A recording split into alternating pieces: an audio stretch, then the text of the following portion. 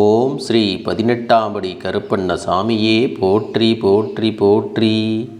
என் அன்பு குழந்தையே, இன்று உன் அப்பன் கருப்பண்ண சாமி ஒரு விஷயத்தை நிறுத்திவிடு என்று சொல்லி உனக்கு எச்சரிக்கை தர வந்திருக்கிறேன்.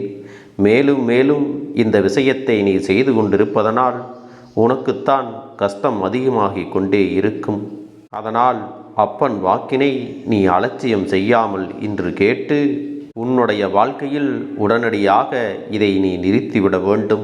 கருப்பனின் வார்த்தைகளில் இருக்கின்ற உண்மைகளை நீ முழுமையாக கேட்டு தெரிந்து கொண்ட பிறகு நீயாகவே நிச்சயமாக சரி என் அப்பனே என்று சொல்லி விடுவாய்.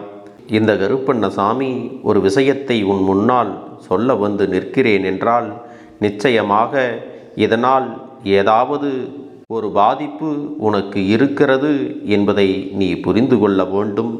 அப்படிப்பட்ட பாதிப்பிலிருந்து உன்னை மீட்டெடுக்கவும் உன்னை காப்பாற்றவும் தான் நான் வந்திருக்கிறேன் என்பதை முதலில் நீ புரிந்து கொள்ள வேண்டும். என் தங்கமே, இத்தனை நாளும் இந்த வாழ்க்கையில் உனக்கென நான் தருகின்ற விஷயங்கள் எல்லாம் நன்மையாகத்தான் நடந்திருக்கிறது என்பதை நீ தெரிந்திருக்கிறாய் அல்லவா? உன்னுடைய வாழ்க்கையில் இருக்கின்ற கஷ்டங்களுக்கெல்லாம் பதிலினை தேடி அலைகின்ற என் பிள்ளைக்கு இந்த கருப்பண்ண சாமி சொல்கின்ற விஷயம் எப்பொழுதுமே நல்ல தீர்வினை கொடுத்து கொண்டுதான் இருக்கிறது. இதை நீ ஒருபோதும் மறந்துவிடக்கூடாது. நீ ஒரு விஷயத்தை மற்றவர்களுக்கு கொடுப்பதால் தான் உனக்கு இத்தனை துன்பம் வருகிறது என்றால் அதை நீ மீண்டும் மீண்டும் செய்யாமல் இருப்பதுதானே உன்னுடைய வாழ்க்கைக்கு நல்லது. நீ எப்பொழுதும் என்னிடத்தில் நிம்மதியான வாழ்க்கை வேண்டும், சந்தோஷமான வாழ்க்கை வேண்டும் என்று வேண்டி நிற்கிறாய் அல்லவா?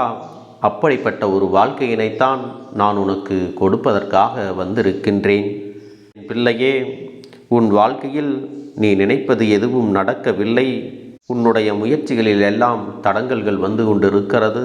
இந்த வாழ்க்கையே எனக்கு போராட்டமாக இருக்கிறது என்று இனிமேலும் நீ வருத்தப்பட வேண்டாம். என் பிள்ளையே, உன் வாழ்க்கையில் என்ன நடக்கிறது, ஏது நடக்கிறது என்பதை சற்று தெளிவாக நீ புரிந்து கொள்ள தொடங்க வேண்டும். இப்பொழுது உன் வாழ்க்கையில் உனக்கு கஷ்டங்களை கொடுத்தவர்கள் யார் என்பதை சற்று சிந்தித்துப்பார். அவர்கள் எல்லாம் இதற்கு முன்னால் உன்னிடத்தில் நிச்சயமாக நன்மைகளை பெற்றவர்களாகத்தான் இருப்பார்கள். இவர்களுடைய வாழ்க்கையில் நீ என்னென்ன சந்தர்ப்பங்களில் எல்லாம் உதவிகளை செய்தாய். இப்பொழுது உனக்கு சிறு பிரச்சனை என்று ஒன்று வந்தவுடன் அவர்களுடைய நடவடிக்கைகள் எல்லாம் எப்படி மாறிக்கொண்டிருக்கிறது என்பதையும் நீ சற்று சிந்தித்துப்பார். உனக்கென்று ஒரு ஆபத்து வரும்பொழுது திரும்பி பார்க்க கூட நினைக்காமல் ஓடி ஒளிகின்றார்கள் அல்லவா? ஒரு சில துரோகிகளுக்கும் நீ உதவுவதை நிறுத்தி கொள்ள வேண்டும். அது மட்டுமல்ல, உனக்கென்று உதவிகள் தேவைப்படுகிறது என்றால் அதை நல்லவர்களிடத்தில் மட்டுமே நீ கேட்டு பெற்றுக்கொள்ள வேண்டும்.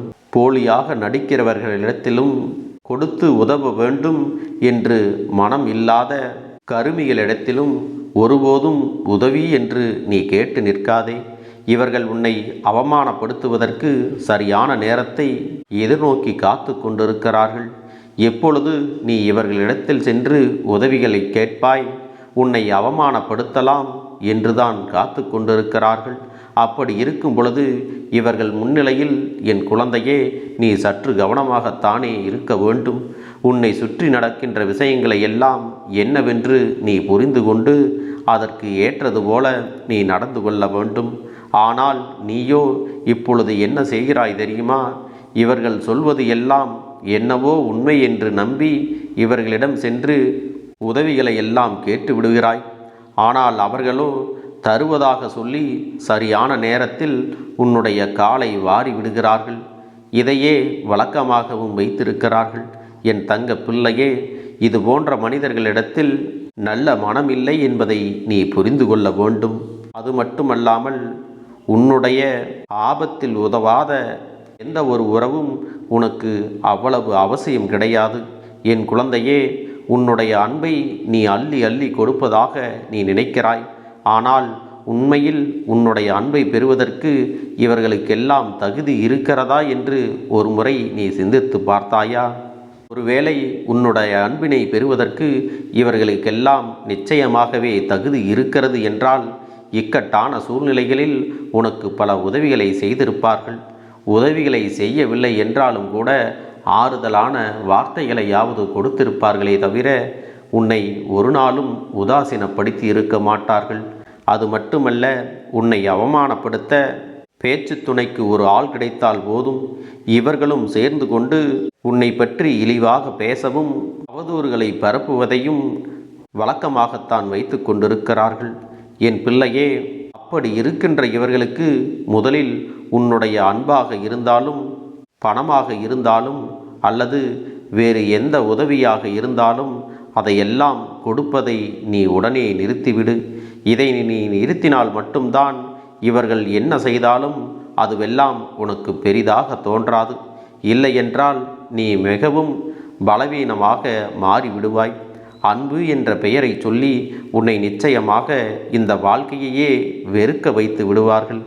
உன்னை ஏமாற்றுவதையே அவர்களின் குறிக்கோளாக வைத்திருக்கும் பொழுது நீயும் ஏமாந்து போவதையே எப்பொழுதும் மனதில் வைத்திருக்காதே. என் தங்க பிள்ளையே, இது போன்ற மனிதர்களை எல்லாம் நம்புவதை முதலில் நிறுத்திவிட்டு உனக்கு எது சரி என்று தோன்றுகின்றதோ, எது உனக்கு நல்லது என்று தோன்றுகின்றதோ அதை மட்டும் நினைவில் வைத்துக்கொண்டு உனக்கான நன்மைகளை நீ எப்பொழுதும் பெற்றுக்கொள்ள தயாராக இருக்க வேண்டும். உன்னுடைய வாழ்க்கையில் நல்லது எது கெட்டது எது என்று எல்லாவற்றையும் சொல்வதற்காகத்தான் இந்த கருப்பண்ணசாமி நான் ஒவ்வொரு முறையும் உன்னிடத்திலே வந்து இதையெல்லாம் எடுத்து சொல்லி கொண்டிருக்கிறேன். இந்த மனிதர்கள் எப்படிப்பட்டவர்கள், இவர்களின் குணங்கள் என்ன, இவர்கள் உன்னிடத்தில் எதற்காக பழகுகிறார்கள், உன்னிடத்தில் எதை எதிர்பார்க்கிறார்கள் என்பது எல்லாம் அத்தனை தெளிவாக இந்த கருப்பண்ணசாமி சொல்லிவிட்ட பிறகும் கூட நீ மீண்டும் மீண்டும் இவர்கள் முன்னிலையில் அவமானப்பட்டு நிற்காதே. முதலில் இவர்களுக்கு கொடுப்பதை நீ நிறுத்திவிட வேண்டும். நிச்சயமாக இவர்களின் சுயரூபம் என்னவென்பதை நீ தெரிந்து கொள்வாய். அவர்களின் தேவைக்கு ஒரே ஒரு முறை நீ உதவி செய்யாமல் எதிர்த்து மறுத்து நின்று பார். அப்பொழுதுதான் அவர்களின் சுயரூபம் என்னவென்று உனக்கு முழுமையாக தெரியும்.